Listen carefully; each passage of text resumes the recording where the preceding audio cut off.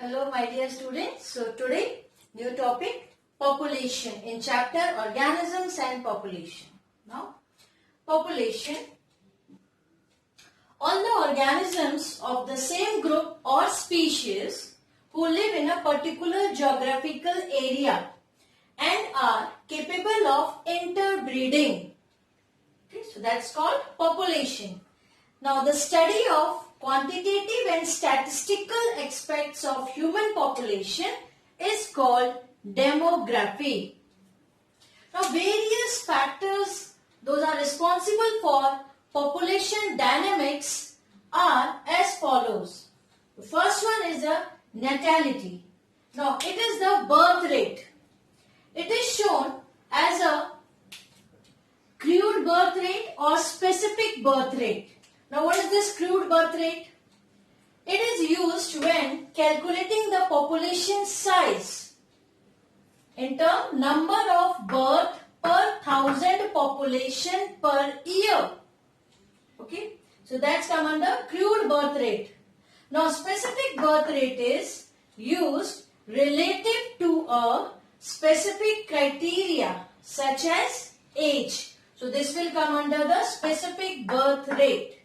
Okay, now two terms are there, absolute natality and realized natality. Now what is this absolute? Number of births under ideal condition. Ideal condition means with no competition, sufficient amount of the natural resources. Okay, so absolute natality is the number of birth under ideal condition. Now realized natality means number of birth when environmental pressures come into the play, means they play very important role, environmental pressure. So that comes under realized natality. Now I will tell one thing, that absolute natality will be always more than the realized natality. Absolute means the birth which takes under ideal conditions. So this one is always more than the realized natality. Now the next is the mortality. It is the death rate. Now rate of loss of individuals of a unit population per unit time is called mortality rate. Now this formula, number of death in year divided by mid-year population into 1000. So that you will get the mortality rate. Now here also absolute mortality and realized mortality. Absolute again number of death under ideal conditions. Ideal means with no competition, sufficient amount of natural resources are available. Right? Now realized mortality is number of death when environmental pressures come into a play. Now in this case mortality, absolute mortality will be always less than the realized mortality. Right? Because in the natality case, absolute natality will be always more, but absolute mortality will be always less than the realized mortality. Okay, now the next is sex ratio. So it is the ratio of male to females in a population. In most sexually reproducing species, the ratio tends to be 1:1. And here in the case of sex ratio of India, here 924 females are there per 1000 males. Right? So this is the sex ratio of India. Now come to the next topic, age pyramids. Now what is this age pyramid? The ratio of various age groups is very important for future aspects of the population. Three major age groups are pre-reproductive group, that is juvenile phase, reproductive group, that is adult phase, and post-reproductive group, that is old age. So these three age groups play very important role. Now the distribution of these age group determine the trend of the population. How? There are three types: growing population or expanding population, stable population and declining population. So one by one we will go into the detail. Now growing population or expanding population. Here the number of pre-reproductive individuals are more than the reproductive one. Fine. So here you can see this triangle. The lower one is pre-reproductive phase or pre-reproductive group.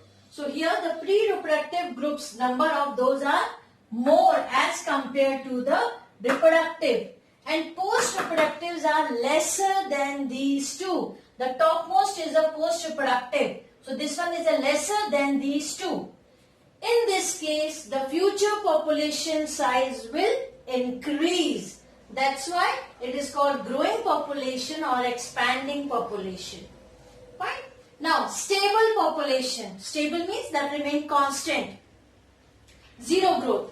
Now here, if number of individuals in pre-reproductive and reproductive groups are same. This pre-reproductive and reproductive groups, the number of individuals are same.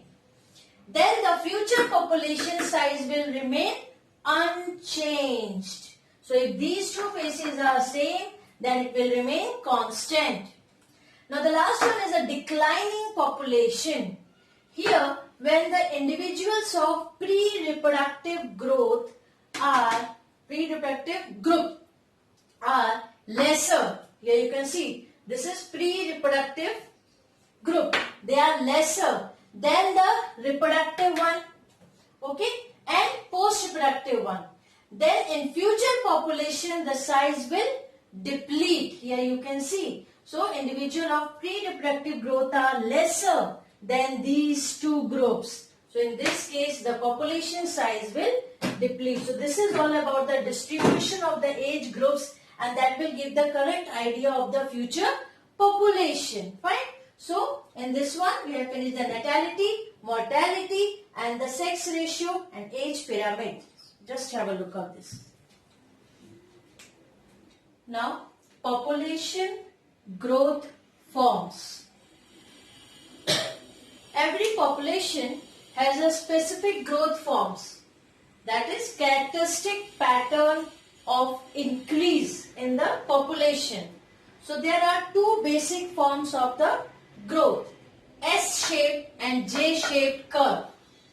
Now basic growth pattern for these curves are three main stages: lag period, log period or stationary. Now lag period. Lag period is the initial phase of the growth. Here I have drawn both the curve. This also I will explain. So lag period, that is the initial phase of growth. Okay. Next is the exponential phase or log phase. So in this one, the individuals will increase in the geometrical way. So that comes under exponential phase. Next one is the stationary phase or equilibrium phase.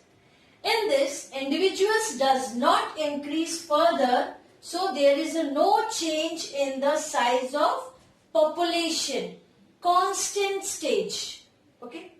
Now, these three phases will be there in both the curves. Now, types of growth curves. So, two types, S-shape and J-shape. Now, first one, S-shape or sigmoid curve or logistic growth curve. Right? So, this one, S-shape, their time, this is population size. Now, the first one, lag phase or lag period. Initial phase where organisms or population increase slowly. So this one is the lag phase, the first one. Okay, lag phase. So initial stage where the organisms or the population growth is slow, increasing, slowly increasing from here. This you can see this one. Okay. Next is the log phase or exponential phase. Log phase is organisms multiply much faster. Here you can see from here to here. This is the exponential phase. or log phase, where the multiplication, organisms multiply very faster. Then the last one is the stationary phase.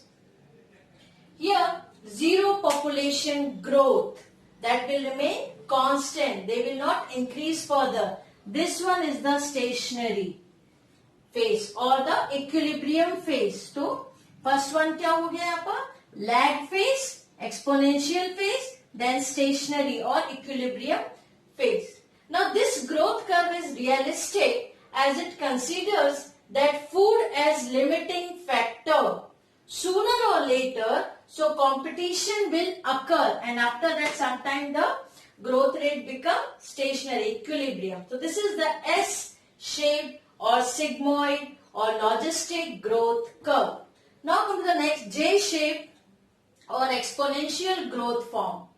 Okay, here also again lag phase, the first one, initial phase, slow phase of population adapting to this environment. This one is the lag, first one, lag phase. Initial slow stage where the population is growing slowly. Then log phase or exponential phase. Here the population growth continue in a geometric fashion as it consider that food resources are unlimited. So here you can see the exponential phase or the log phase continuous process. Now in this J-shaped, there is no stationary phase. Okay. Now in this type of curve, suddenly the environmental resistance become operative and the population crash.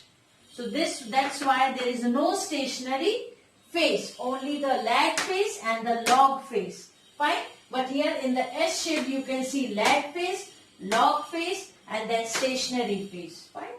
So these three phases are very important in any growth curve. So here we have discussed two types, S-shaped and J-shaped growth curve. Thank you.